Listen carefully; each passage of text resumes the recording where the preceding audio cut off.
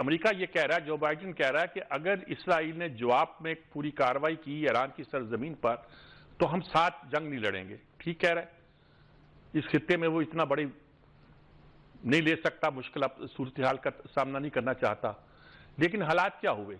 کچھ لوگوں نے اس کا تقابل کیا ہے پاکستان اور انڈیا کی صورتحال سے کہ انڈیا نے بالا کوٹ پہ ایک طرح سے ایک فیوٹائل حملہ کر کے پاکستان کو دنیا کی نظروں سے گرانے کی کوشش کی تھی. تو پاکستان نے جوابی طور پر ان کے 2 جہاز مار گرائے تھے اور ایک پائلٹ کو بھی پکڑ لیا تھا. جوابی کارروائی تو کرنی پڑتی نا آپ کو اپنی عزت بچانے کے لیے. ایران نے کیا، لیکن کسی کو یہ توقع نہیں تھی کہ براہ راست وہ اسرائیل پہ حملہ کرے گا. اب اس پہ آ رہا ہے جی پہلے بتا دیا گیا تھا کہ ہم حملہ کریں گے. گویا وہ تیار تھے، وہ پریپیئرڈ تھے، انہوں نے اپنے دفاع کا انتظام کر دیا ہوا تھا. کوئی ایسی نقصان ان کا ہوا نہیں ہے. وہ کہتے ہیں 90% حملے جو ہیں وہ ہم نے رستے میں ہی ان کے ڈرون جو مار گرائے تھے. یہ کہتے ہیں 50% ہمارے ٹارگٹ پہ گرے ہیں. اس کی کوئی اہمیت نہیں ہے کتنے پرسنٹ ہوا کتنے پرسنٹ نہیں ہوا. یہ جو خوف تھا کہ اسرائیل پر کوئی اٹیک نہیں کر سکتا وہ ہوا. اب اس کی اثر کیا پڑے گا؟ خطے پر کیا پڑے گا؟ دنیا پر کیا پڑے گا؟ ایران کی جو کچھ مذمت بھی ہوئی ہے تو اس مذمت کا کیا مطلب ہے؟ پاکستان کی پالیسی کیا ہوگی؟ پاکستان کی ایک پالیسی تو یہ ہے کہ ہم امریکہ کے ساتھ ہیں اور سعودی عرب کے بھی ساتھ ہیں، ہمارا برادر اسلامی ملک ہے نا. تو ہم اسرائیل کی تو مذمت نہیں کریں گے، فلسطینیوں کے حمایت ضرور کریں گے. لیکن ایران بھی ہمارا برادر ملک ہے اور ہماری پالیسی کا دوسرا حصہ یہ ہے کہ ہم اسلامی برادر ملکوں کی ہمیشہ حمایت کیا کرتے ہیں. تو کیا ہم ایران کی حمایت کریں گے؟ پتہ نہیں، ابھی کچھ گڑبڑ تو بیانات تو آ رہے ہیں، لیکن ہماری کیا واضح پالیسی کیا ہوگی اور کس طرح ہونی چاہیے؟ یہ بہت سے سوالات ہیں جو ہمارے سامنے ہیں اور اس کے کیا نتائج نکلتے ہیں کیا نہیں نکلتے ہیں، اس پر آج ہم گفتگو کریں گے. کچھ اور باتیں اگر وقت ملا تو کریں گے. IMF کے بارے میں آ رہا ہے کہ شاید ہمارا معاہدہ ہو جائے، جو کچھ اور باتیں بھی آ رہی ہیں لیکن وہ وقت کا تقاضا ہوا تو ان پر گفتگو کریں گے. اس وقت اصل صورت وہ ہے کہ سن 35 سے جو مسئلہ کھڑا ہے، شاید اس سے بھی پہلے سے کھڑا ہے، وہ آج پھر ایک زندہ مسئلے کی 35 سے میں اس لیے کہتا ہوں کہ علامہ اقبال نے غالباً اس وقت امین الحسینی کو، مفتی اعظم فلسطین کو ساتھ رابطے کیے تھے اور اس فلسطین کے مسئلے کو اس طرح زندہ کیا تھا جس طرح 30s میں انہوں نے کشمیر کے مسئلے کو زندہ کیا تھا. بہرحال وہ ایک الگ کہانی ہے. ہمارے ساتھ آج موجود ہیں جی ڈاکٹر ہما بقائی صاحبہ جی. ظاہر ہے کہ اس مسئلے پر ان سے اچھا بولنے والا کم ملے گا آپ کو. صابر شاہ صاحب ہے، ان کی گفتگو بھی سنیں گے. اور اسٹوڈیو میں میرے ساتھ سلمان عابد صاحب اور میاں سیف الرحمان صاحب ہیں، یہ بھی ہماری مدد کریں گے. ڈاکٹر صاحب میں آپ سے شروع کرتا ہوں جی. یہ کیا ساری صورتحال ہے؟ آپ کا سبجیکٹ ہے خاص طور پر یہ. کیا آپ اس وقت اس کا تجزیہ کرتے ہیں؟ دیکھیے، میں آپ کی ہی جو آپ نے انٹروڈکشن کی اسی سے بات کو لے کر آگے چلوں گی، جہاں آپ نے فرمایا نا کہ وہ جو خوف تھا کہ اسرائیل کو اس قسم کی پشت پناہی حاصل ہے کہ اسرائیل پر حملے کے بارے میں سوچا بھی نہیں جا سکتا. تو اس کو اور انٹرنیشنل ریلیشنز میں آپ کو پتہ ہے پرسیپشن از بگر دین ریالٹی. ٹھیک ہے. تو اس پرسیپشن کو پہلے تو حماس نے توڑا 7 اکتوبر 2023 کو، اور اس کے بعد بالکل جسے کہتے ہیں نا چوٹ کھائے ہوئے ہاتھی کی طرح رسپونڈ کیا اسرائیل نے. اور غزہ کی جو تباہی ہے وہ، اور جو جینوسائیڈ ہے اور جو ظلم ہے وہ آج بھی جاری ہے. پھر آپ نے بات کی سفارتی رویوں کی یا ہیومینیٹیرین لا کی. تو سفارتی رویے اور ہیومینیٹیرین لا اور انٹرنیشنل لا کی پاسداری کو تو اسرائیل نے امریکہ کی مدد سے اکتوبر سے لے کے آج تک دفن کر دیا. ٹھیک. اور آج آپ نے جو ریاکشن دیکھا وہ بالکل ایکسپیکٹڈ ریاکشن تھا. فار ایگزامپل حماس نے کہا کہ یہ ایران کا نیچرل رائٹ ہے. اور جو اس وقت سوشل میڈیا ہے وہاں آپ کو ایران کے لیے ایک واضح سپورٹ نظر آتی ہے، لیکن بالکل وہی صورتحال ہے کہ سڑک ایران کے ساتھ ہے اور نہ حکومتیں ساتھ ہیں اور نہ کیپٹل ساتھ ہیں. صرف ایک فرق یہ آیا ہے کہ ہمارے میڈیا نے یہ خبر چلائی کہ امریکہ وار کا حصہ نہیں بنے گا، اور انٹرنیشنل میڈیا نے خبر چلائی کہ امریکہ نے کہا کہ اسرائیل کی سالمیت اور اسرائیل کی سیکیورٹی ہمارے لیے انتہائی اہم ہے. ٹھیک بات. سوال یہ اٹھ رہا ہے کہ امریکہ کس طور ساتھ دے گا. کیا وہ اسرائیل کا ساتھ دے گا؟ بالکل دے گا. کیا وہ جنگ کا حصہ بنے گا یا نہیں بنے گا؟ یا وہ اس پرووکیشن میں گھسیٹا جائے گا جس کی شروعات اسرائیل نے کی دمشق پہ حملہ کر کر اور ایران کے لیے ضروری بنایا کہ وہ لال خط کھینچے کہ بھائی اس کو آپ کراس نہیں کر سکتے میرے ساتھ. اور ایران نے یہ خط پہلے بھی آپ کو یاد ہے جب ایک حملہ ہوا تھا اس نے یہ کیا تھا. اور یہ ایک ہی بات ایران واضح کرنا چاہتا ہے کہ یہ جو کھلواڑ آپ کر رہے ہیں اس کو مزید مت پھیلائیں اور ہمارے ساتھ مت کریں. اور ہم اس کو اب کنکلوڈ کرتے ہیں. ایران اسٹریٹجک میجرڈ رسپانس دیتا ہے یہ بتانے کے لیے کہ یہ آئندہ نہ کیا جائے. اب دیکھنا یہ ہے کہ ظاہر بینجامن جنگ ہار رہے ہیں. پولیٹیکلی وہ بالکل ڈیفیٹڈ ہیں. اسرائیل کے اندر کوئی چانس نہیں ہے. ہی ایک ایسا وار پریزیڈنٹ ہے جو ہر حال اپنی حکومت ہارے گا. اس کو اپنی سیاسی بقا کے لیے بھی یہ سب کچھ کرنا ہے. ٹھیک. اور آخری بات اس میں گزارش کروں, آپ نے کہا پاکستان کہاں کھڑا ہے. پاکستان تو کہیں بھی نہیں کھڑا ہے سجاد میر صاحب. جو IMF کہے گا, جو ورلڈ بینک کہے گا وہاں کھڑا ہے. یعنی کہ جو امریکہ کہے گا وہاں کھڑا ہے. ٹھیک ہے. میں دونوں آپشن واضح کر دیے تھے کہ کبھی ہم وہ کرتے ہیں اسلامی برادر ہے, کبھی ہم وہ کرتے ہیں جو امریکہ اور سعودی عرب بھی نام لے لیا تھا میں نے. بہرحال یہ صابر شاہ صاحب آپ کیا کہتے ہیں؟ ہما بقائی صاحب نے تو بڑی وضاحت کے ساتھ صورتحال کو واضح کیا. آپ کیا کہتے ہیں اس نقشے پر؟ سجاد میر صاحب بات یہ ہے, it is very very early to celebrate, very very early to praise Iran. بہت اچھا کیا ہے. انوینسیبلٹی کا ایک ایلیمنٹ ہوتا ہے, اس کو گزن پہنچایا ہے ایران نے. مگر دیکھنا یہ ہے کہ اب آگے اسرائیل یا امریکہ یا ان کے جو ہواری ہیں وہ کیا کرتے ہیں, ان کے الائز. کیا ایران کا ڈیفنس اس قابل ہے کہ وہ اس چیزوں کو سنبھال لے؟ ابھی حملے تو کیے ہیں لیکن دیکھیے نقصان کوئی نہیں ہوا. اٹ مینس کہ رسپانس بہت اچھا تو چلیے تھا لیکن it was quite toothless in many ways also. کیا ان کا رسپانس ٹوتھ لیس ہوگا؟ اور پھر میرے کچھ خدشات ہیں. خدشات یہ ہیں کہ اگر کل کو اسرائیل یا اس کے ایلائز ایران کے ان علاقوں کو ہٹ کرتے ہیں جو بلوچستان کے ساتھ بارڈرنگ ٹاؤنز ہیں, تو کیا وہاں سے ہزاروں لاکھوں لوگ پاکستان کی طرف ان انوائٹڈ گیسٹ بن کے نہیں آ جائیں گے؟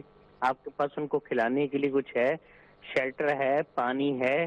پھر جب وہ آ جائیں گے تو ٹیررزم کا ایک مسئلہ ہوگا. سنی شیعہ ملیٹنٹ آؤٹ فٹ جو ہیں, کیا وہ کوئی دہشت گردی نہیں کریں گے؟ کیا کوئی سیکٹیرین ایشو نہیں اٹھے گا؟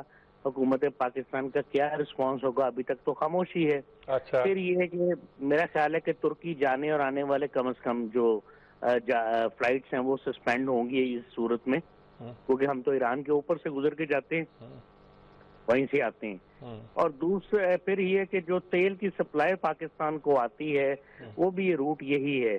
تو اگر اس میں ڈسرپشن ہوتی ہے تو ہمارے ہاں تو کرائسس آ جائے گا, اور ہم تو ویسے بھی کھینچ کے کرائسس اپنے ملک میں لے آتے ہیں, جنگ کہیں بھی ہو رہی ہو. Our governments have never been clear. How can you defy Saudi Arabia and UAE's will here?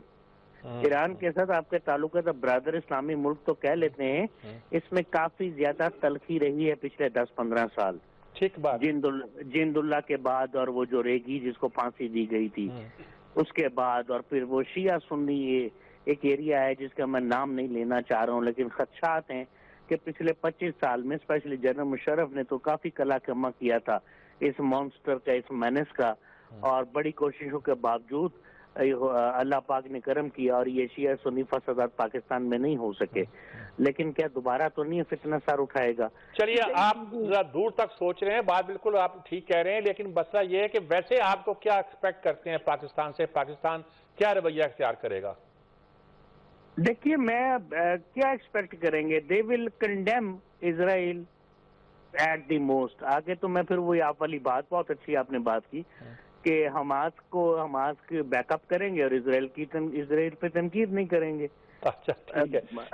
دیکھیے اسرائیل سے آپ پوچھیں نا تو گولڈا میئر کے زمانے میں میونخ اولمپکس ہوئے تھے 1972 میں, اس میں فلسطینیوں نے کوئی ان کے 11-12 ایتھلیٹ مار دیے تھے جرمنی میں. اس کے بعد سارے یورپ میں ایک ایک کر کے گولڈا میئر اور موساد نے ان کے بندے ڈھونڈے تھے. آپ ایک مووی ہے میونک وہ دیکھ لیں, ایک ایک بندے کے اوپر بڑی کاسٹ آئی تھی وہ جو ماسٹر مائنڈ تھے ان کو مارنے میں. تو اسرائیل کے پاس پیسہ بھی ہے, امیر دوست بھی ہیں, ان کے پاس اثر و رسوخ بھی ہے, یونائٹڈ نیشنز ٹروتھ لیس ہے, سفارت اقدار کوئی چیز نہیں ہوتی, اقوام متحدہ کوئی چیز نہیں ہوتی, یہ غریب ملکوں کے یہ سہارے ہیں. ٹھیک بات. بیچاری کئی روز سے دم توڑ رہی ہے, ڈر ہے خبر بد نہ میرے منہ سے نکل جائے. اقبال نے بڑی خوبصورت بات کی تھی. جی میاں صاحب کیا کہیں گے اس ساری صورت؟ یہ دیکھیں, ہم ایک بات تو کرتے ہیں کہ جی ناقابل تسخیر ہونے کا جو عمومی تاثر تھا اسرائیل کا, وہ اس کو تو گزند پہنچی. جیسے آئرن ڈوم میں حماس والوں کا, آئرن ڈوم بھی ان کا ایک بہت بڑا ڈیفنس سسٹم تھا, وہ پینیٹریٹ ہوا. بنیادی طور پہ بات آپ کی بالکل صحیح ہے کہ صرف اس کو سطحی بنیاد پہ نہ دیکھا جائے کہ جی یہ نی جرک ریسپانس ہے, ادھر سے حملہ ہوا. ماضی میں قاسم سلیمانی کو بھی مارا گیا, ایرانی جنرل کو, اور اس کے بھی اوپر انہوں نے جواز بنایا کہ جی یہ ہمارے اوپر اٹیکس کے بنا رہے تھے, منصوبہ بندی کر رہے تھے.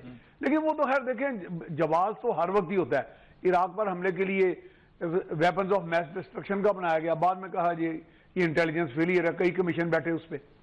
لیکن بات تو یہ ہے کہ طاقتور جب اپنے طاقت کے گھمنڈ میں فیصلے کرتا ہے تو پھر اسی طرح کے آپ کے رسپانسز آتی ہیں, اسی طرح کے ایکشنز آتے ہیں. لیکن ایسکلیشن جو ہے نا, اگر یہ جنگ بڑھتی ہے تو یہ میرے حال کسی کے بھی انٹرسٹ میں نہیں ہے. یہ اتنا آسان نہیں ہے کہ دنیا کو سارا ہڑپ کر لینا اور ڈکٹیشن کے ذریعے چلائے جانا. اب یہ مشکل ہوتی جا رہی ہیں. یہ جو ریزسٹنس بذات خود ہے, اس میں ٹھیک ہے حماس کی ریزسٹنس کی وجہ سے وہاں پہ بہت سا ان کو نقصان اٹھانا پڑا, 36,000 سے زائد شہادتیں ہوئی ہیں, تباہی کا وہ منظر ہے جو قیامت کا ایک منظر ہے. لیکن یہ بھی ایک بذات خود ایک مزاحمت بھی ہے. یعنی آپ دیکھیں کہ حماس پہ ایک دباؤ ڈالا جاتا ہے کہ جی اب سیز فائر کریں. اب حماس کی طرف سے بھی اسماعیل ہنیہ کے گھر میں کتنی شہادتیں ہوئی, اس کے بعد باوجود بھی اب حماس کے اندر ایک ریزسٹنس پائی جاتی ہے. اب ایران کے بھی اپنے کئی سپورٹ میں کئی ایسے ہم خیال گروپس تو آلریڈی اس خطے میں جگہ جگہ بیٹھے ہیں. لبنان میں ہیں, شام میں ہیں, عراق میں ہیں, ادھر حوثیز ہیں, حزب اللہ ہیں, اسلامی اسرا جہاد ہے غالباً. تو بات یہ ہے کہ اتنا آسان نہیں ہے. میرا خیال ہے کہ یہ ہیجیمنی کا کنسپٹ جو ہے نا, اس کو میرا خیال ہے چیلنج کیا گیا. ٹھیک وہ چودھراہٹ کا جو کنسپٹ ہے. ٹھیک بات. جی سلمان عابد صاحب. دیکھیں میر صاحب, بات یہ ہے کہ اب جو انیشیٹو لیا ایران نے, اس کا رد عمل اور اس کا جواب امریکہ اور اسرائیل کس طریقے سے دیتے ہیں, پہلا سوال تو یہ ہے. اور پھر اس کا ایک جوابی وار جو ہوگا وہ کس نوعیت کا ہوگا. اور اگر اسرائیل اٹیک کرتا ہے دوبارہ تو پھر ایران جو ہے وہ تنہا میں تو یہ سارا کام نہیں کر سکے گا نا.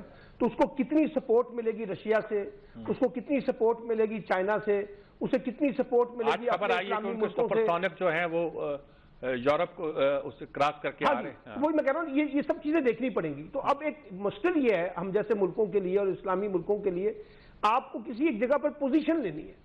اچھا اب ہم تو امریکی الائی ہیں, اگر ہم ادھر جاتے ہیں اس کیمپ میں تو پھر ہمیں دوسری طرف سے مسائل کا سامنا ہے. اگر ہم ادھر جاتے ہیں تو ہماری مسائل کا سامنا دوسری طرف سے آ جائے گا, کیونکہ پاکستان پولیٹیکلی اور اکنامیکلی تو ویک ہے. ہماری ڈیپینڈنسی IMF کے اوپر ہے, مالیاتی فنڈز کے اوپر ہے. اب وہاں سے جو پیسہ آتا ہے وہ بھی ایک امریکہ کا کانٹیکس ہے. اب یہ امریکہ اور اسرائیل کا جو نیکسس ہے, جو ایک وار سینٹرک ہے, اور جس طریقے سے مڈل ایسٹ کے اندر اس کا امپیکٹ ہو رہا ہے, جس طرح سے سعودی عرب کے اوپر دباؤ کی پالیسی ہے, ایران کے اوپر دباؤ کی پالیسی ہے, یمن کے اوپر جو سارا معاملہ چل رہا ہے, باقی معاملات میں دیکھیں غزہ میں جو کچھ ہو رہا ہے, یہ ساری چیزیں ظاہر کر رہی ہیں کہ اگر یہ جنگ پھیلتی ہے تو اس کا امپیکٹ جو ہے وہ صرف ایران اور اسرائیل تک محدود نہیں ہے. اس میں کئی ممالک جو ہیں, یورپین ممالک بھی اور اسی طرح سے جو اسلامی ممالک بھی لپیٹ میں آ سکتے ہیں, اور ان کے اپنے ملکوں کے اندر بھی اس کی ریفلیکشن جو ہے, جنگوں کی جو صورت ہے اس کے تناظر میں تناؤ اور ٹکراؤ پیدا ہوگا, اس سے کانفلکٹ پیدا ہوں گے, اس سے لڑائی آگے بڑھے گی. اور یہ جو ابھی بات کی ہے شیعہ سنی کانفلکٹس میں, یہ ریفلیکٹ آ سکتا ہے. تو ہمیں تو بڑا محتاط ہونا ہے. لیکن مسئلہ یہ ہے جن لوگوں کو محتاط ہونا چاہیے وہ کیوں نہیں محتاط ہو پا رہے. یہ جو بڑے بڑے ہم نے فورم بنا دیے ہیں, اپنا اقوام متحدہ کی شکل میں, OIC کی شکل میں, اور بڑی طاقتیں جو ہیں وہ تو وہ چیزیں نہیں سوچ رہی. وہ تو یہ سوچ رہی ہیں کہ جبر کی بنیاد پہ, طاقت کی بنیاد پہ, ظلم کی بنیاد پہ ہم جو ہے ممالک کو جو ہے نا ہڑپ کر سکتے ہیں. اب جو کچھ غزہ میں ہو رہا ہے دیکھ لیجئے نا, کتنا ہم نے عالمی دنیا نے اس کے اوپر رسپانس کیا, کتنا ہم نے اسرائیل کو روک لیا، کتنا ہم نے امریکہ کو روک لیا، کتنا ہم نے فرانس کو اور برطانیہ کو روکا کہ آپ اس جنگ میں اسرائیل کا ساتھ نہ دیں، لیکن وہ تو بڑے آگے بڑھ چڑھ کے بات کر رہے ہیں. اور یہی صورتحال اگر ایران کے ساتھ بھی ہوتی ہے، اور جب ایران اگر کسی جگہ پہ جاتا ہے اور سارے یہ ممالک بڑی طاقتیں کھڑی ہو جائیں اور اس میں یہ جو مالیاتی انسٹیٹیوشن ہے وہ ان کے ایک اعلیٰ کار کے طور پر استعمال ہو، تو پھر کیا کریں گے برادر اسلامی ممالک جو ہیں؟ یہ ایک سوال تو رہے گا، اور پھر ساری ڈیپینڈنسی جو ہے وہ چائنا اور رشیا کی طرف چلی جائے گی. ٹھیک بات. ناظرین کرام، ہم ایک وقفہ لیتے ہیں جی. وقفے کے بعد اس صورتحال کو اور سمجھنے کی کوشش کرتے ہیں. اگر کچھ اور وقت ملا تو پاکستان کے حالات پر بھی گفتگو کریں گے، لیکن پہلے ایک وقفہ جی.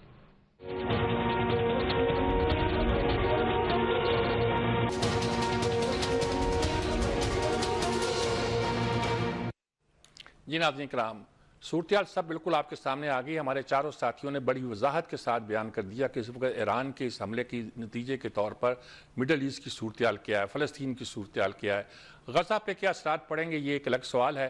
کانفرنس اس کی بھی قاہرہ میں ہوئی ہے، لیکن اس کانفرنس کا اثر یہ ہے کہ سی آئی کا آدمی وہاں سے چلا گیا اور قطر کا نمائندہ وہاں سے چلا گیا. حماس بھی شاید چلا گیا وہاں سے، نہیں قطر کا تو ہے، حماس کا نمائندہ وہاں سے چلا گیا. تو یہ صورتحال میں کیا نقشہ بنتا ہے، کیا صورتحال بنتی ہے، مزید کنفیوژن پھیلتی ہے یا معاملات طے ہوتے ہیں، اور پاکستان اس پورے معاملے میں کہاں کھڑا ہوتا ہے اور کیا طریقہ اختیار کرتا ہے، کیا رخ اختیار کرتا ہے پاکستان کے لیے حالات. جی ڈاکٹر ہما بقائی صاحبہ، آپ نے بنیادی طور پر بڑی وضاحت کے ساتھ صورتحال کو واضح کر دیا تھا. اب آپ کو کیا نقشہ نظر آتا ہے، کیا اثرات اس کے پڑ سکتے ہیں خطے پر؟ دیکھیے جی، گزارش میں آپ سے کروں کہ یہ جو سب سے بڑا خطرہ سب کو یہ ہے کہ ایسکلیشن آف وار نہ ہو. ٹھیک ہے. لوگ ریجنل کانفلکٹ کی بات کر رہے ہیں، اگر ایسکلیشن ہوتی ہے تو یہ گلوبل کانفلکٹ بنے گا. اور اس سے بھی اہم بات یہ کہ ایران کے ساتھ ایسکلیشن اتنی آسان نہیں ہے، اور یہ بات ایران کو پتا ہے. میں نے 2 سال پہلے منامہ ڈائیلاگ اٹینڈ کیا تھا، اور وہاں پر سارے مسلم ممالک تھے اور سارے اسپانسرنگ کنٹریز تھیں، یعنی سارا ویسٹ تھا، پورا G7 تھا. اور وہ ایک ہی بات کہتے تھے کہ ایران نے جو نان اسٹیٹ ایکٹر کھڑا کیا ہے اور ایران نے جو پراکسی وار کا جال پھیلایا ہے مڈل ایسٹ میں، اس کو کاؤنٹر کس طرح کیا جائے.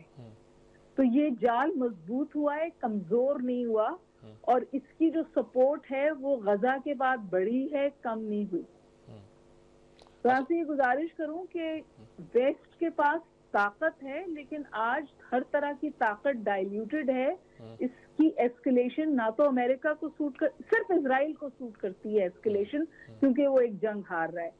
امریکہ کو سوٹ نہیں کرتی، ویسٹ کو سوٹ نہیں کرتی. اور آپ دیکھیے آج رات کو پاکستانی ٹائم 1 بجے کے حوالے سے سیکیورٹی کاؤنسل کی میٹنگ ہے. امریکہ ڈپلومیٹک اپروچ کی طرف ہی جا رہا ہے، کلیکٹو پریشر ہی ڈالنا چاہتا ہے. خطرہ اس وقت بڑھ جائے گا اگر امریکہ یونیلیٹرل اس جنگ میں کودتا ہے، جس کا ابھی تک بائیڈن نے کوئی اشارہ نہیں دیا، بلکہ اس سے انکاری ہے. لیکن اس سے بھی زیادہ خطرناک بات سجاد میر صاحب یہ ہے کہ اگر یہ کانفلکٹ بڑھتا ہے تو یہ کانفلکٹ جو ہے وہ سی لینز پر ہوگا، یہ زمینی جنگ نہیں ہوگی. اور جب سی لینز پہ ہوگا تو پوری دنیا کی سپلائی چین، پوری دنیا کی انرجی سپلائی جو ہے وہ اس طور امپیکٹ ہوگی کہ معیشتیں رک جائیں گی. یہ بات ایران کو بھی پتا ہے جب اس نے یہ رسک لیا ہے، اور یہ بات امریکہ کو بھی پتا ہے. میرا خیال ہے کہ یہ سوچنا کہ ریجوائس نہیں کرنا چاہیے، جنگ کو تو کبھی ریجوائس کرنا ہی نہیں چاہیے، جشن منانے کی تو کوئی بات ہی نہیں ہوتی جب جنگیں چھڑتی ہیں. لیکن میں یہ ضرور گزارش کروں گی کہ ایران نے جو خط کھینچی ہے اس کو پار کرنا بھی اتنا آسان نہیں ہے. ٹھیک ہے، ٹھیک ہے، ٹھیک ہے. جی صابر شاہ صاحب، بات یہ ہے کہ یہ بات تو درست ہے کہ جنگ پر خوشی تو کوئی نہیں مناتا اور نہ منانی چاہیے، لیکن ایران نے جو یہ کیا ہے اس کو بھی پار کرنا آسان نہیں ہے. کیا کہیں گے آپ اس صورتحال پہ؟ بات یہ جی، سڑکوں پر تو اسلامی دنیا میں خوشی منائی جا رہی ہوگی سجاد میر صاحب. میں نے پاکستانیوں کو بھی دیکھا ہے، صبح سن رہا ہوں، واٹس ایپ میسیجز بھی دیکھ رہا ہوں. میں تو صرف انہیں یہ کی بات کر رہا ہوں اور لکھ رہا ہوں کہ دیکھیے آپ صدام حسین کی دفعہ بھی آپ اس پروپیگنڈے کی زد میں آ گئے تھے جو امریکہ نے کیا تھا کہ صدام نے اتنے جہاز مار دیے. صدام کے جو ریپبلکن گارڈز ہیں بڑے مضبوط ہیں. بعد میں صدام صاحب ایک گٹر سے برآمد ہوئے تھے، آپ کو یاد ہے، جس کو وہ اسپائڈر ہول کہتے تھے. قذافی کے ساتھ کیا ہوا؟ لڑائی ضرور لڑی جائے، جواب دیا جائے، غیور قومیں ایسے کرتی ہیں، but the response has to be measured in a way, آپ کو پتا ہو کہ اب آگے سے کچھ آئے گا تو میں اسے سنبھال لوں گا. As a mentioned and I reiterate, Iran کا ڈیفینسو سسٹم جو ہے وہ کوئی اتنا زیادہ مضبوط نہیں ہے، یہ دنیا کہہ رہی ہے. اور دوسرا، رشیا اور چائنا پہ آپ اس طرح بینک نہ کریں، وہ پیچھے سے آپ کے ساتھ ہوتے ہیں، چھوٹا موٹا سامان بھی دے دیں گے جنگی کو، تھوڑی بہت انٹیلیجنس بھی دے دیں گے، لیکن they never come out to support you openly against امریکہ. وہ باتیں ضرور کریں گے، کیا اس دفعہ آئیں گے کہ نہیں پتہ نہیں. ہمارا تو حال یہ ہے کہ جنگ کہیں ہو رہی ہو، ہمیں کھینچ کے وہ بیچ میں لے آتے ہیں، کیونکہ بات پھر وہی سجاد میر صاحب، گدھے کو گدھا اور گھوڑے کو گھوڑا کیوں کہتے ہیں؟ گدھے پہ جتنا مزید سامان لاتے ہیں وہ بولتا ہی نہیں، بیوقوف بھی ہے، بے بس بھی ہے، عقل بھی کوئی نہیں ہے. اور یہاں تو غربت کا یہ عالم ہے کہ کسی کو ہم نہ ہی نہیں کہہ سکتے. تو مجھے فکر یہ پڑی ہوئی ہے کہ اسلام آباد سے اگر مجبور کیا گیا تو وہ کس کی سپورٹ کریں گے؟ I cannot place my bets on anything. ہم کس کی سپورٹ کریں گے؟ کیا ہم کہہ دیں گے ہم نیوٹرل ہیں؟ کیا ایران یہ قبول کرے گا؟ اور دوسرا ایک میں بات آپ کو عرض کروں، یہ جو ایران نے پراکسی وارز کا یہ جو جال پھیلایا ہے، this has not won any accolades for Iran. اس سے پاکستان کا اسپیشلی بہت نقصان ہوا ہے، سعودی عربیہ بہت کوشش ہے، یو اے ای بہت کوشش ہے کہ اس سے قتل و غارت ہوئی ہے ماضی میں، اور بہت دہشت گردی پھیلی ہے. تو اب ایران میں دیکھنا یہ چاہ رہا ہوں کہ یہ میزائل والا سسٹم ٹھیک ہے، بہت اچھا کیا، میں نے پھر کہا، دوبارہ کہہ رہا ہوں کہ انوینسیبل اسرائیل کو ایک فوڈ فار تھاٹ تو دیا، لیکن کیا اس کے علاوہ کوئی کیپیبلٹی ہے ان کے پاس؟ میزائل تو جو 90% انٹرسیپٹ ہو گئے ہیں، میں سی این این بھی دیکھ رہا تھا، بی بی سی بھی دیکھ رہا تھا، الجزیرہ بھی دیکھ رہا تھا، different coverage point of views ہیں. ہمارے ٹیلی ویژنز نے تو یہ رات کو یہ ثابت کر دیا 1 بجے کے بعد کہ بہت ہی بڑا حملہ ہو گیا ہے. میزائل ضرور چلے تھے، 90-95% انٹرسیپٹ ہو گئے تھے، اور یہاں جنگ کی کامیابی کا جو تناسب ہے وہ جنگی نقصان سے، جانی نقصان سے دیکھا جاتا ہے. اللہ نہ کرے کسی کا بھی جانی نقصان ہو، لیکن بہرحال اسرائیل کا کوئی جانی نقصان نہیں ہوا. اب ان کا اٹیک کیا آتا ہے؟ امریکہ اس طرح خاموش نہیں بیٹھے گا. لیکن امریکہ کے لیے بھی تو پرابلم ہے، ان کے ہاں یہ الیکشن ایئر ہے، اور الیکشن ایئر میں جو بائیڈن کے لیے بھی بہت احتیاط کے ساتھ چلنا، اور ٹرمپ بھی کھڑا آنکھیں دکھا رہا ہے، وہ ساری صورتحال تو ان کے سامنے بھی ہے. سر یہ نہیں گھبراتے، یہ 1812 سے تقریباً 225 فورن انٹرونشنز کر بیٹھے ہیں، وہاں الیکشن بھی ہوتے ہیں، سم اور دی ادر.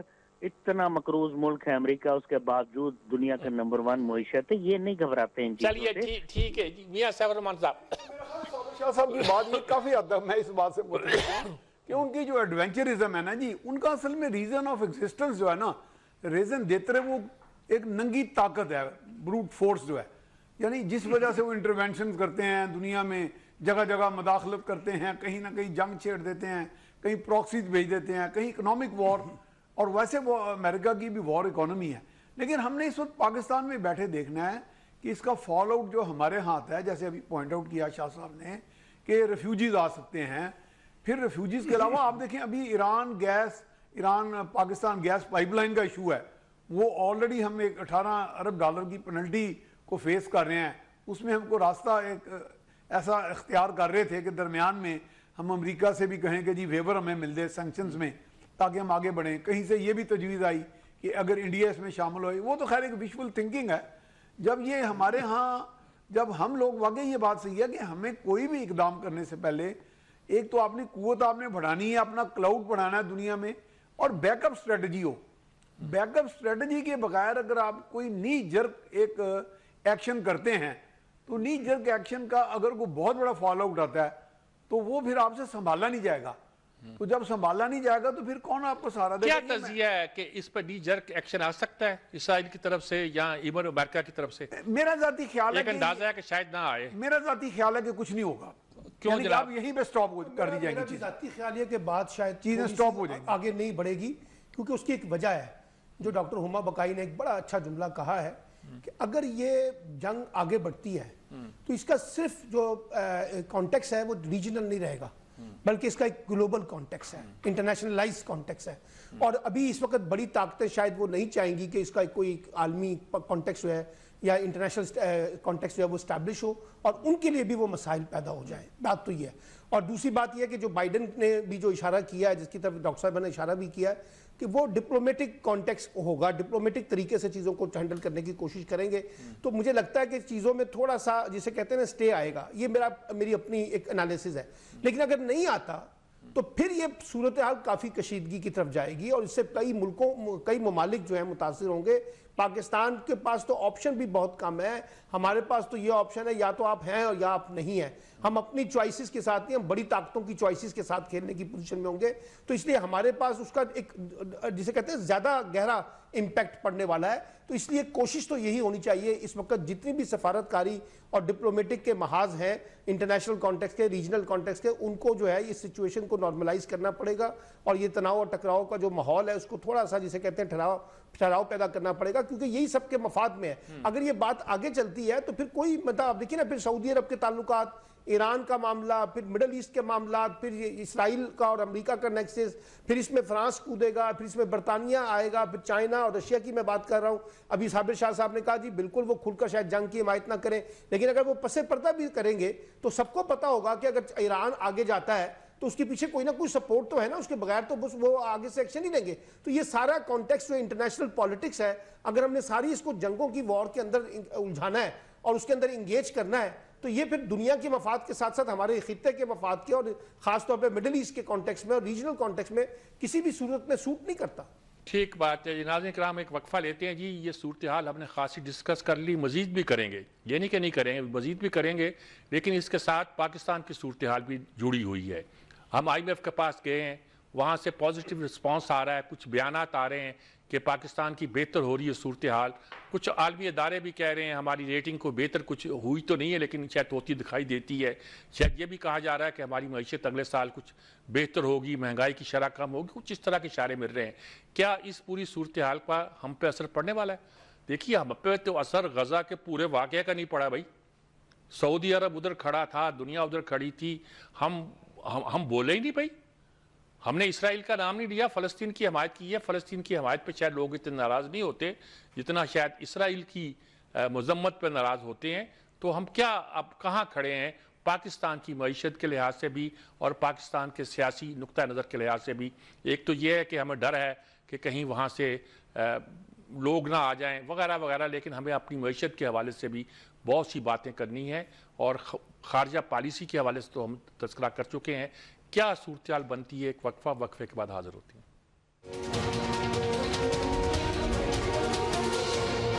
ناظرین کرام, ہم گفتگو کر رہے ہیں ایران کی اسرائیل کی صورتحال پر, اور ساتھ اب ہم اس پر بھی گفتگو کرنا چاہتے ہیں کہ پاکستان پہ براہ راست اثرات کیا پڑ سکتے ہیں. خارجہ پالیسی کا معاملہ تو کچھ ہم نے اشارے کیے ہیں, لیکن ہماری معیشت, ہم اس وقت IMF کے پاس جا رہے ہیں, اور ڈر یہ ہے کہ کہیں ہم کوئی ایسا اقدام نہ کر لیں, گویا یہی کہا جا رہا ہے ایسا اقدام نہ کر لیں کہ ہمارے پیسے رک جائیں. ایران سے پائپ لائن کا مسئلہ ہے, لیکن دنیا سے پیسے ہم نے لینے ہیں, اور صرف پیسے نہیں لینے بلکہ پاکستان کے وجود کو باقی رکھنے کے لیے بھی لازم ہے کہ ہم کوئی ایسی پالیسی اختیار کریں کہ ہماری معیشت بھی مضبوط ہو اور خارجہ تعلقات کے حوالے سے بھی ہمیں زیادہ کوئی چھیڑ چھاڑ نہ کرے. جی ڈاکٹر صاحب آپ کیا کہیں گے, جو میں نے جو اشارہ کر رہا ہوں جس بات کی طرف, اس پر آپ کا کیا رائے بنتی ہے اس وقت؟ دیکھیے میرا ویو تھوڑا سا شاید پاپولر ویو سے مختلف ہو. ٹھیک ہے. میں اس وقت کنونسڈ ہوں کہ یہ جو ہم نے حکومت کے نام پہ بندر بانٹ کرنے کی کوشش کی ہے, یہ بندر بانٹ چل نہیں رہی. اور آپ جتنا بھی مضبوط فائنانس منسٹر لے آئیں, اس فائنانس منسٹر کو پیچھے سے ایک بیکنگ چاہیے. اور جس قسم کے مشکل معاشی فیصلے ہونے ہیں, چاہے وہ پرائیویٹائزیشن ہو, چاہے وہ ٹیکسیشن ہو, چاہے وہ انرجی پرائسز کی مینجمنٹ ہو, سرکولر ڈیٹ ہو, پینشن کا بند ہونا ہو, distribution between provinces and federal government ہو, آسٹیریٹی ہو, یہ پروٹوکولز اور یہ ناز نخرے بند کرنے کے بہت مشکل سٹیپس ہوں اور ان پر ہاتھ ڈالنا ہو جن کو یہ ملک کھا گیا ہے, اور اب IMF کہہ رہا ہے کہ ان پہ ہاتھ ڈالیں. IMF अब आपसे इस वक्त क्या कह रहा है चिरागनी साहब? IMF आपसे कह रहा है कि अपनी ब्यूरोक्रेसी की हमें लिस्टें दो, ये बताओ कि ये कहाँ कहाँ के नेशनल्स हैं, ये बताओ कि इनके एसेट्स कहाँ कहाँ हैं, और फिर हमें बताओ कि ये टैक्स देते हैं। वो हमारी ब्यूरोक्रेसी, सर्विंग ब्यूरोक्रेसी के ये डाटा मांग रहा है। आप मुझे बताइए कौन सी सियासी हुकूमत है जिसमें ये स्पाइन है, ये स्टील है, ये तप्पड़ है कि वो ये डाटा IMF को पकड़ाए? We need something else. बहुत बैंडेड लग गया, सर्जिकल इंटरवेंशन चाहिए। कोई सियासी हुकूमत, बिलखुसूस ये सियासी हुकूमत जिसका ना सर है ना पैर है, माजरत के साथ, जिसको लोग मानते ही नहीं, वो कैसे ये फैसले करेगी? आप मुझे बताएं, हम कब तक अपनी आंखों में धूल झोंकेंगे?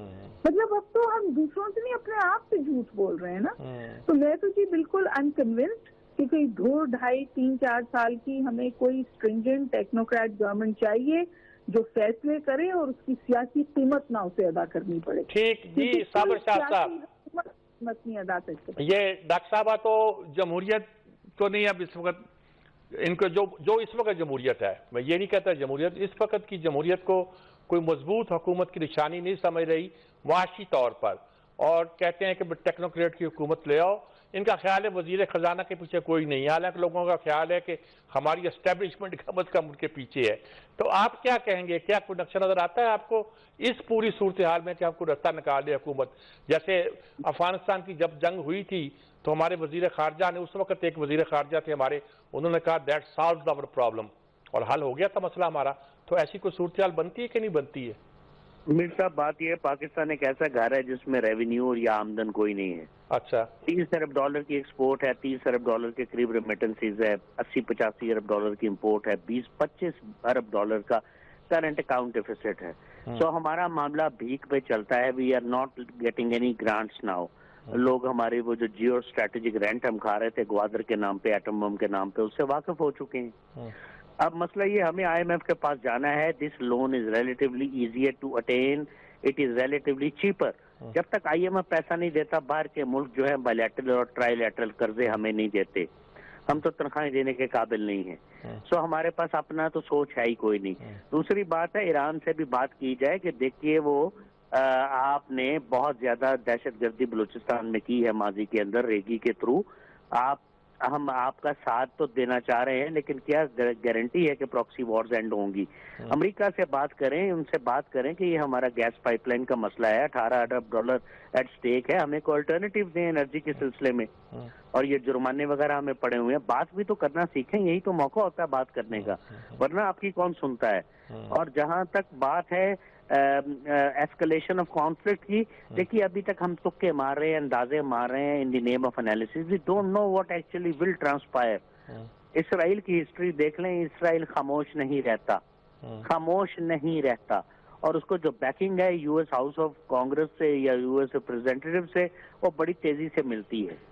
उनके बहुत ज्यादा बरादराना ताल्लुकात हैं यूरोप के साथ, इंडिया के साथ। अभी तो मैं देख रहा हूँ कहीं अफगानिस्तान और इंडिया भी ताक लगा के बैठे होंगे कि कल को खुदा ना खास्ता ह्यूमैनिटेरियन क्राइसिस इधर बलूचिस्तान वाली साइड पे हो तो हमने क्या करना है। So we have got very bad neighbours. ठीक बात, we have got long and narration. जी मियां साहब, मुआशी चैलेंजेस तो बेशुमार हैं। बिल्कुल अच्छी बात की गई कि हमारे पास रेवेन्यू जनरेशन नहीं है, लेकिन मेरा ख्याल है कि रिसोर्सेज हैं, रिसोर्सेज को टैप नहीं किया गया। बवजू कह लें, उसमें नाहली कह लें, इनकॉम्पिटेंस कह लें, हुकूमतों के तसलसल के भी मसाइल रहे हैं, लेकिन बाकी ये है कि इस वक्त आपके पास ऑप्शंस क्या हैं। IMF जो है वो एक आपके पास एक मोस्ट वायबल ऑप्शन है जो दुनिया भर में बहुत से कंट्रीज अवेल करती हैं। मिस्र है, अर्जेंटीना है, ये बहुत से ममालिक हैं जो उनके नंबर 1 उनके रेसिपिएंट्स हैं। लेकिन अगर आप उनकी शराइत पे भी जाते हैं तो ठीक है, IMF के पीछे एक पॉलिटिकल एजेंडा भी होता होगा, लेकिन यही भी आपने फाइन ट्यूनिंग करनी है, आपने मॉडरेशन करनी है, अपने इंटरेस्ट को वॉच करते हुए। ये बात भी बिल्कुल अच्छी शाह साहब ने कही कि आपको बात करने का भी तो सलीका आना चाहिए।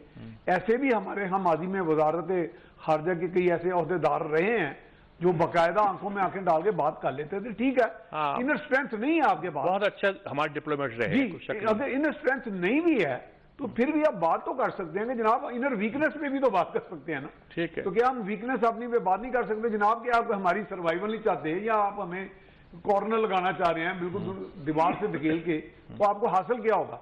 ہمیں آپ سمجھتے ہیں اپنا علاج سمجھتے ہیں تو ہمارے لیے کوئی اچھا پیکج نہیں، آلٹرنیٹو نہیں. جی سلمان عابد صاحب. یہ صاحب میں تو آپ کے پروگراموں میں اکثر کہتا رہا ہوں، یہ جو ہمارے ہاں عوامی مینڈیٹ کے بغیر حکمرانی کا نظام جو ہے اور جو تقسیم شدہ حکمرانی کا نظام ہے، صوبے بانٹ دو مختلف جماعتوں کے اندر، وفاق بانٹ دو مختلف جماعتوں کے اندر، اور ان نیچرل الائنسز بنا دو اور ایک کمزور اور مفلوج قسم کی حکومت بنا دو، اس سے تو پاکستان کا پولیٹیکل اور اکنامک کرائسس ریزالو ہونے والا نہیں ہے. یہ صرف اس حکومت کا مسئلہ نہیں ہے، میں اس سے پہلے بھی جا رہا ہوں. وجہ کیا ہے؟ دیکھیے ہمیں جس قسم کی اگریسو ریفارمز چاہیے نا، پولیٹیکلی ٹیکسیشن کے سسٹم میں، پولیس ریفارمز کے، اکنامک ریفارمز کے، بیوروکریٹک ریفارمز کے، یہ جو فرجائل قسم کی حکومتیں ہیں، کمزور جو حکومتیں ہیں، جس کا پرائم منسٹر یہ دہائی دے رہا ہے اس وقت کہ جناب مجھ سے زیادہ طاقتور وزیر داخلہ ہے، آپ اندازہ لگا لیجئے، وہ کہتا ہے وزیر داخلہ کسی اور کا نمائندہ، میرا نمائندہ نہیں ہے. یعنی یہ جو صورتحال ہم دیکھ رہے ہیں، وزیر خزانہ کے بارے میں بھی وہ یہ کہہ رہے ہیں، اور 2 دفعہ وہ اقتصادی کونسل جو ہے اس کو ریوزٹ کر چکے ہیں. تو یہ جو ایک فرجائل قسم کا نظام ہم لاتے ہیں نا، اور اس سے بڑی بڑی توقعات وابستہ کر لیتے ہیں. اور دوسری بات یہ ہے کہ دیکھیے پولیٹیکل سٹیبلٹی اگر جینون طریقے سے نہیں آئے گی تو آپ اکنامک سٹیبلٹی کو بھول جائیں. اب تو سیکیورٹی ایشوز ہمارے پر آ گئے ہیں، جس طریقے سے وہاں پر پنجابیوں کو نکال کر مارا گیا ہے، اور ایک نئی صورتحال دہشت گردی کے کانٹیکسٹ میں بن رہی ہے، اور جو علاقائی صورتحال ہے، جس قسم کی صورتحال افغانستان سے آ رہی ہے، یہ ساری صورتحال ظاہر کرتی ہے کہ پاکستان کا جو اس وقت روڈ میپ ہے اکنامک اینڈ پولیٹیکل کانٹیکسٹ کا، وہ ڈریمی ہے، وہ خوابی ہے. اور سارا کا سارا ایکسپیکٹیشن کیا ہے؟ انٹرنیشنل اداروں کے اوپر ہے، برادر اسلامی ملکوں سے ہے، امریکہ سے ہے، چائنا سے ہے. خود کچھ نہیں کرنا. یعنی جو ریفارمز ہم نے کرنی ہے، جس قسم کی اصلاحات کرنی ہے، جس قسم کا سسٹم ہم نے لے کے آنا ہے، جو ہم نے یہاں پر ایک گورننس کا فیلئر ہم دیکھ رہے ہیں، اس کے اوپر کوئی کام نہیں کرنا، اور ساری کی ساری ڈیپینڈنسی انٹرنیشنل لیول پہ. اس لیے میں کہتا ہوں یہ صورتحال ظاہر نہیں کرتی کہ پاکستان اکنامکلی ڈیولپ ہو جائے گا. یہ آپ $1 ارب لے لیں گے، $2 ارب کسی سے لے لیں گے، اس سے آپ جسے کہتے ہیں نا وینٹیلیٹر کا معاملہ، اس کو آگے بڑھانے کی کوشش کریں گے. جو کوئی جینون اکنامک ریفارمز جو ہے وہ پولیٹیکل ریفارمز اور جینون اکنامک ریفارمز کے ساتھ جوڑ کر جب تک نہیں کریں گے، اور جینون طریقے سے آپ پولیٹیکل سسٹم کو نہیں چلائیں گے، ڈیموکریٹک سسٹم کو نہیں چلائیں گے، کنٹینیوشن نہیں کریں گے، یہ جو ایڈونچرزم ہے اس کو ختم نہیں کریں گے، میں نہیں سمجھتا کہ پاکستان کے اندر کوئی اکنامک سٹیبلٹی انشور ہو سکے. جی بالکل. ناظرین کرام، آپ نے پورا یہ گفتگو سنی کہ اس ایران اسرائیل کی صورتحال کا پاکستان کے حوالے سے ہمیں کن کن معاملات پر غور کرنا چاہیے، سوچنا چاہیے، ہمیں کیا چیلنجز ہے. لیتے ہیں ایک وقفے کے بعد حاضر ہوتے ہیں اور بحث کو کنکلوڈ کرنے کی کوشش کرتے ہیں. کنکلوڈ کا لفظ میں نے ویسے ہی استعمال کیا ہے، مطلب یہ ہے کہ بحث کو ختم کرنے کی کوشش کرتے ہیں. ایک وقفے کے بعد حاضر ہوتے ہیں.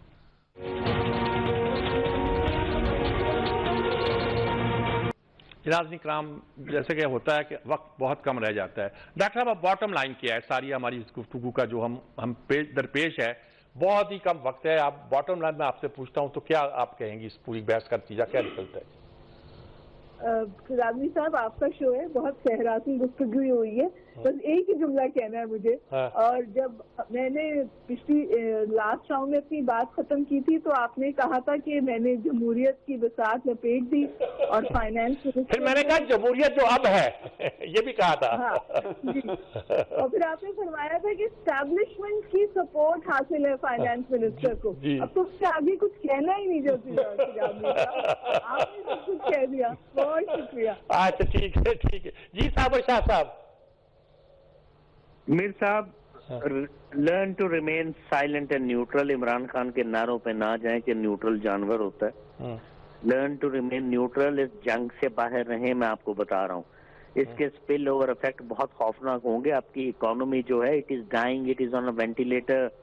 یہاں جاب لیسنس ہو جائے گی، تیل کی کمی کی وجہ سے بڑا کرائسس ہو جائے گا. آپ کی بات بھی سمجھ آ گئی بالکل. جناب پیسفل کو ایگزسٹنس کا ایک ہی بنیادی اصول ہے پرامن بقائے باہمی کا، کہ امن سے رہیں، اور اس میں کوئی چھوٹا بڑا نہیں ہوتا، کیونکہ بڑا بھی چھوٹا ہو سکتا ہے اور چھوٹا بھی بڑا ہو سکتا ہے. بالکل.